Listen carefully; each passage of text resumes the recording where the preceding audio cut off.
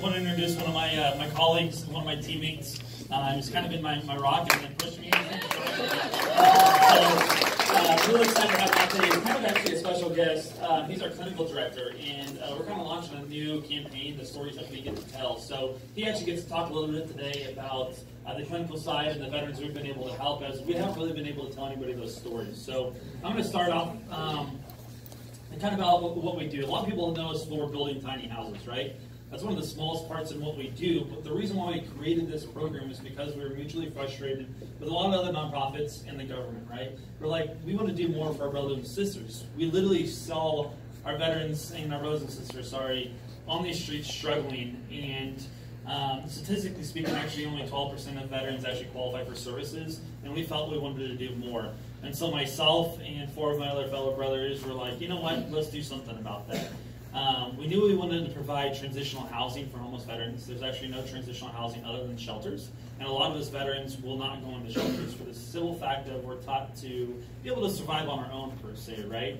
And so we wanted to build transitional housing. And that's kind of when the tiny house concept came about, right? The tiny houses, the reason why they're actually built small, it helps us relate a lot to the military mentality, using BHEADS, Barrett's lifestyles, a lot of that stuff that we deployed with, right?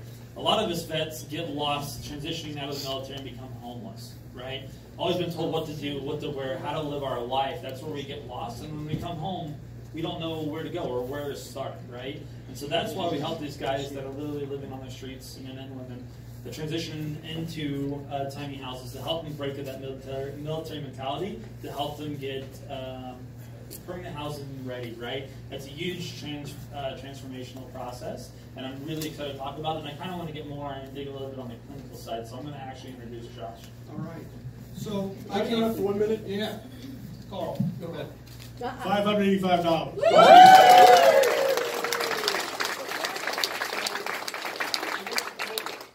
We'll get back to you. All right. 8,000. That's, I heard 8,000. All right. And I know we're live here on TV. That's right. Pay-per-view, people are watching. When I came to tour VCP a year ago, I took a tour of a tiny house, and I think we're going to have an opportunity to do that today, this morning. I saw the design of the house, and I've worked in behavioral health and specifically with homeless folks for about 15 years or so. It's the only thing I've ever done. I love it. The idea of ending homelessness is fascinating, and it burns within me. So I go to VCP, I look at this house, and I said, I want to talk to the person who designed this house. And it was this guy. This is Brandon. Brandon designed the house. I said, why'd you design it this way? And he starts talking to me about wires and pipes and stuff, and I don't know anything about that. Insulation, rules, certificate, I don't know. The state watching this, I don't know. You got to build a house a certain way, apparently. And I looked at him and I said, this house is built with trauma in mind, with PTSD in mind. But he did it unconsciously. You know, what he was going through as he transitioned out of the military, it's all the things that people we work with are going through. Massive PTSD, a feeling of they don't belong, a feeling that they don't really have purpose. And when they get in those modes, they get in survival mode. All they want to do, or they revert to these base instincts. I just have to get by. I just have to get by. When you walk into a house, you're going to see something. The windows are on one side. There's one entrance, the door.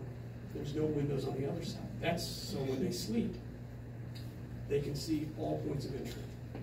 It calms them right down. And it was done, the first nail that was hammered, that was in mind. And that's what permeates through Veterans Community Project. When the homeless vets get there, it takes about 2 weeks before they start coming out of their shell. Because they're so used to being told no. And the agencies in the city, and Kansas City is amazingly responsive with homeless people. They really are. But they're restricted by how they're funded. It's incredible. I know that's baseline, it's low-hanging fruit, but the fact of the matter is it's absolutely true. You're told who to serve, how to serve them. At Veterans Community Project, we have to work very, very hard, but it's worth it because we don't go after funding that tells us how to spend it. We know how to help these guys. We know how to do it, and it's things like this that make it possible. I'm not making that up. That's not some platitude. We don't seek money from federal sources because we know we will not do as good of a job. This is critical. One story about a vet. He was living in the woods behind a Sam's. This is true. He was living in the woods behind a Sam's Club. He'd been living there 3 or 4 months, and he chose that spot in the woods because he could sneak into this apartment complex and bathe in their pool. He's a young guy, in his 30s, and he's broken. He walks over to the Sam's Club, doesn't really know what he wants. Maybe he can sneak in, get samples, something like that. And one of the guys that checks to see if you're a member of Sam's Club, the body man at the door there, he had a hat, U.S. Marine Corps. He goes, the vet, we'll call him Pat. Pat goes, "You a Marine?" You know, he's got scabs on his face, and he looks disheveled. Looks like he's been living in the woods. And the guy at the door says, "You bet I am." And it sparks a conversation. "Are you a Marine?" Sparked a conversation. That conversation led to the doorman calling one of our partners, and one of those partners called us, said, "What can you do?" So bring him over. Let's get this thing started. So pulled him out of the woods, brought him over, got him a shower, got him some food. We put him in a hotel, and after a couple days, we were able to have a conversation. We figured out, what are you good at? Turns out he's really, really good at construction. In his past life, he built homes all over Florida. Path led him here. A lot of brokenness, a lot of loneliness, a lot of heartache, a lot of pain, a lot of things he needs to fix, and he's gonna. And he's been on the job site now for a few months, and he's literally building the home that he's going to live in. Oh, wow. That's what we get to do at VCP because of stuff like this. And I just want to say thank you so much. Truly, thank you so much.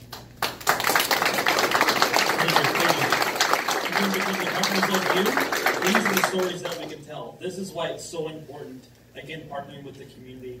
We started this as Veterans Construction Project, but with the help of the community, we realized, you know what, this is a community project. So that's actually where we get our name, Veterans Community Project.